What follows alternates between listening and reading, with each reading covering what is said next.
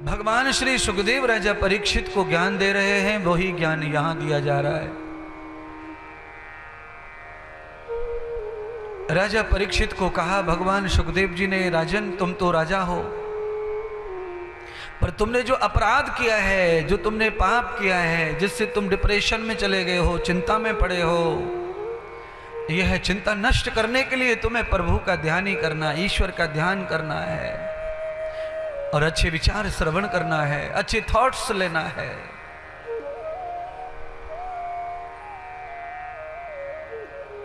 तो भगवान ने एक छोटे बालक की कथा सुनाई, एक छोटे बालक का चरित्र सुनाया, नाम है प्रहलाद। कहा किस प्रकार से मां बच्चे का निर्माण करके तैयार करके दुनिया को परोस सकती है राष्ट्र के कल्याण के लिए, भारतीय माता। क्योंकि भारत की माताओं ने बड़े बड़े वीर योद्धा, बड़े बड़े बलशाली, बड़े बड़े भगवान, बड़े बड़े देवता दिए दुनिया को। भारत की धरती पर ही सब महापुरुषों का प्राकट्य होता रहा है। चाहे वो भारत की धरती अब चीन में चली गई हो, चाहे जापान में चली गई हो, चाहे अफगान में चली गई हो, चाहे पाकिस्तान चली गई हो, चाहे वो इमलदीप में गई हो, चाहे वो मालदीप में गई हो, चाहे वो जहां चली गई हो, भारत की श्रृंखला चाहे किसी भी देश में चली गई हो बंटवारे में, पर भारत की धरती पर ही अखंड महापुरुषों का अवतार होता रहा है। आगे भी होगा तो महापुरुष आएगा भारत की धरती पर, क्योंकि यही धरती है जो सींचती है सबको।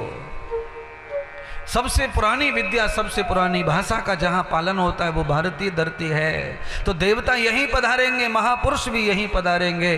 किसी भी दुनिया के आविष्कार का अवतरण होगा तो धरती पर, भारत की पर ही होगा। सूरज की पहली किरणें भी भारत की धरती पर ही प्रकट होती हैं। तो देवता स्वयं सुबह सुबह आकर यहां मुहूर्त करते हैं संसार में।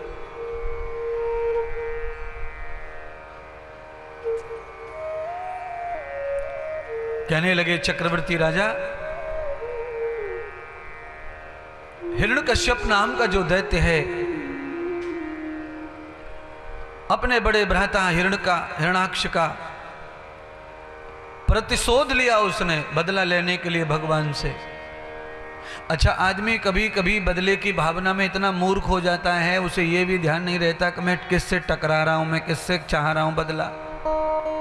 दुनिया जिनकी मुट्ठी में, जिनके इशारे से ये संसार चलता है, उस भगवान का विरोधी बन गया। बड़ा सौभाग्य है उस समय, जिस समय की ये कथा है, इतिहास है, उस समय 2-4 लोग ही भगवान के विरोधी थे। अब तो भगवान के विरोधियों की संख्या अनगिनत है महाराज, अनगिनत है।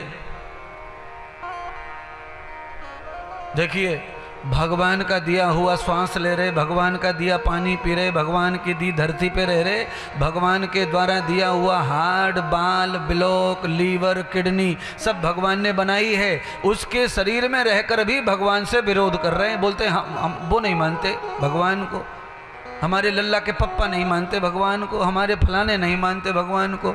तो हमने कहा भगवान को ये नहीं मानते तो भगवान भी इनको कहाँ मानता है। उसके यहाँ भी ऐसी लाइन लगी पड़ी है मंगतों की, भिखारियों की।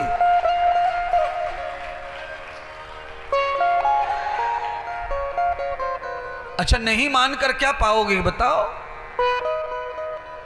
भगवान तुम्हें त्रास दे रहा है, गरीबी दे रहा है, तो भी भगवान को मान्यता दो, क्योंकि उसने तुम्हें आंख दी है, कान दिए हैं, हाथ दिए हैं। चलो, तुम्हें लगता है कि आंखों की क्या वैल्यू है, पैसा तो दिया ही नहीं है, तो आंख तुम दोनों मुझे दे दो, मुझसे 1 करोड़ रुपए ले लो, मैं नगद ले रहा हूं तुम्हारी आंखों को।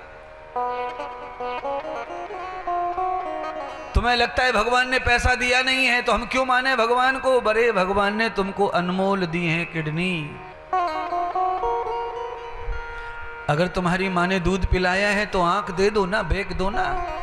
तुम्हें तो व्यर्थ ही लग रही है ये, इनकी कोई कीमत नहीं है। भगवान को मानने के लिए आदमी को बंगला मिलना चाहिए, मर्सरी मिलनी चाहिए, मनपसंद अप्सराएं मिलनी चाहिए, मनपसंद पुरुष मिलने चाहिए, जो मन में कल्पना हुई वो पूरी होनी चाहिए, तब लोगों को लगता है कि नहीं भगवान है दुनिया में। ऐसा नहीं है। तुम जो चाहो वही प्राप्त हो जाए, तब भगवान की मान्यता तुम्हारे दिमाग में आएगी। तो मुझे लगता है तुमसे ज्यादा मूर्ख और कोई नहीं है सूत बुद्धि का।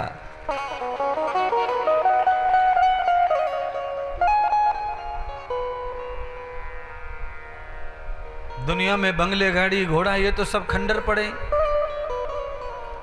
आप गाड़ी निकालो और यहां से गाड़ी निकाल करके केवल आप 300 किलोमीटर की यात्रा करो, यहां से लेके जयपुर, जयपुर से लेकर उदयपुर, बस। जब आप दिल्ली से निकलेंगे, जयपुर होके उदयपुर जाएंगे, तो उदयपुर तक आपको बहुत सारे पहाड़ों के ऊपर बहुत बड़े पत्थरों के बंगले और बहुत सारे महल बने पड़ेंगे। उन महलों में केवल चिड़िया और सांप और कबूतर रहते हैं। वो राजाओं के राज्य चले गए और वो राजा भी चले गए। अरे क्या रोते हो बंगले और गाड़ी और महलों के लिए? खंडर है ये सब।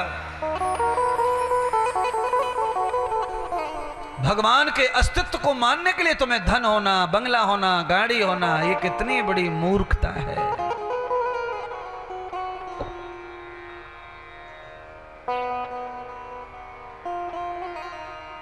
कि जन्म देने वाले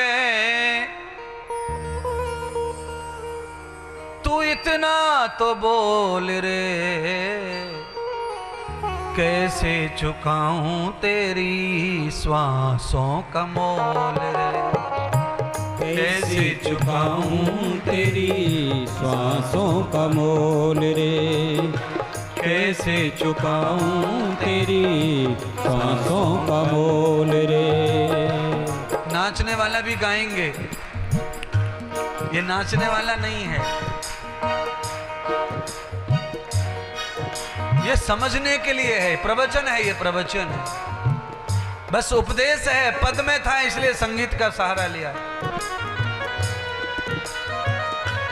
जन्म देने वाले, जन्म देने वाले इतना तो बोल रे, इतना तो बोल रे, कैसे चुकाएं तेरी श्वासों का मोल रे, कैसे चुकाएं तेरी श्वासों का मोल रे, कैसे चुकाएं तेरी श्वासों का मोल रे, कैसे चुकाएं तेरी श्वासों का मोल रे।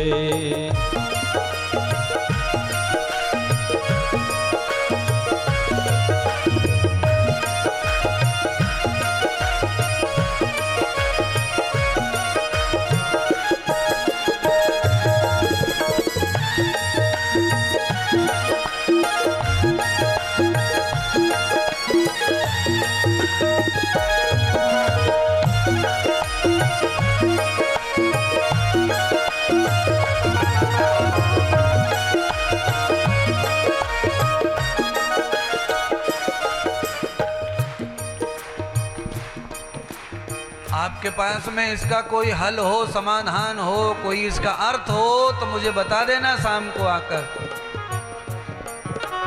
कैसे भगवान के ऋण से उऋण होंगे हम, और केवल ये छचोरी चीजों के लिए भगवान को नकारते रहते हो। हम नहीं मानते भगवान भगवान, हमारे यहाँ कोई ईश्वर वीश्वर नहीं है, हम नहीं मानते किसी गुरु फुरु को। ये जो भी तुम कहते हो मुंह से, तुम माने तुम लोग नहीं, तुम तो मानते हो इसीलिए आए हो, पर बहुत सारी दुनिया पड़ी है, संसार पड़ा है ऐसा नालायक विचार वाला। पर जब टक्कर लगती है तो सब भगवान की शरणागति हो जाते हैं।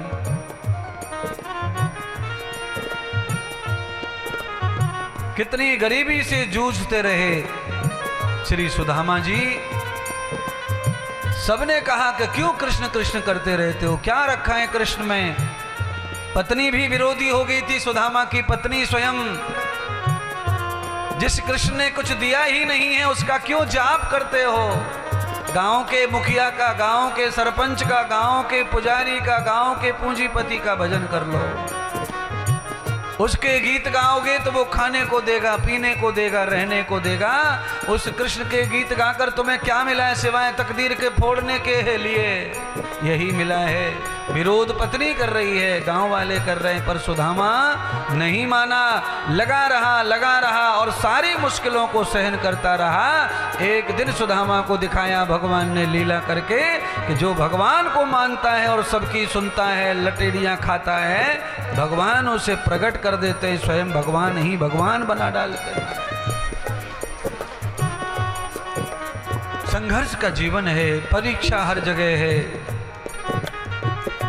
कैसे चुकाऊं तेरी श्वासों का मोल रे, कैसे चुकाऊं तेरी श्वासों का मोल रे, कैसे चुकाऊं तेरी श्वासों का मोल रे।